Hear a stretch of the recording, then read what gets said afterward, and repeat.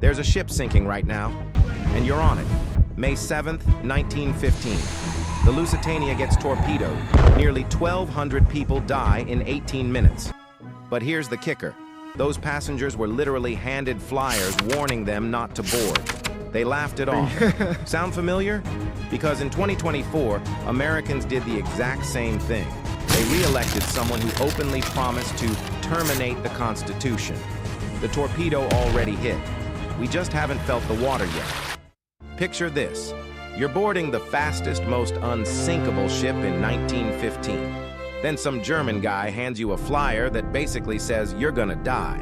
Your response? Ah, best joke I've heard all day. The German embassy placed newspaper ads warning passengers. Captain Turner called it a joke. 18 minutes later, people were drowning. But here's what's actually terrifying.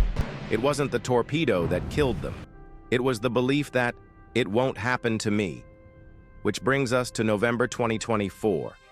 Trump wins re-election after 4 indictments, after January 6th, after his own VP called him unfit for office.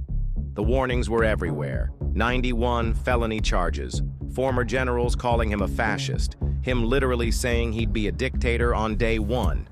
Response from voters? Hey, he's just being dramatic. Where have I heard this before? Oh, right. On a sinking ship in 1915. But here's the difference.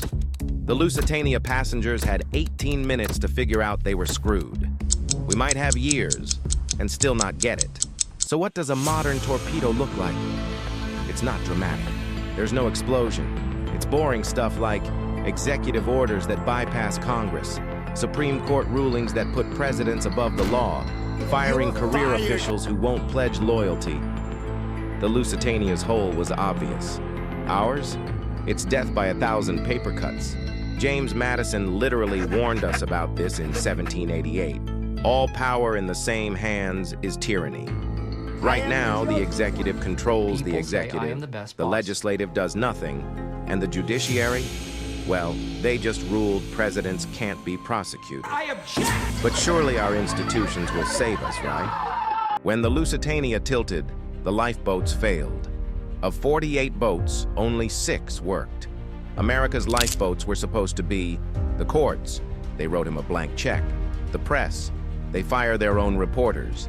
Congress. They're too busy fundraising. The Justice Department. It's been weaponized. Remember when the New York Times had that expose ready, then killed it? When reporters got fired for doing their jobs? When Congress members who investigated January 6th lost their seats? Those aren't broken lifeboats. What? Come here! They're sabotage. What are you gonna do? And here's the scary part. The sabotage is happening in broad daylight, and we're calling it politics as usual. Captain Turner survived the Lusitania. You know who didn't? The 1,200 people who trusted his judgment. Today's version, we change the channel. We scroll past the headlines. We say, both sides are bad, and check out. But here's the thing about sinking ships. Laughing doesn't keep water out of your lungs. The Lusitania took 18 minutes to sink. How long do we have? Mark Twain said, history doesn't repeat, but it rhymes. The Lusitania passengers were told they were entering a war zone. They boarded anyway. Americans in 2024 were told democracy was on the ballot. They voted anyway. Here's the difference. Lusitania passengers were just passengers. We're the crew.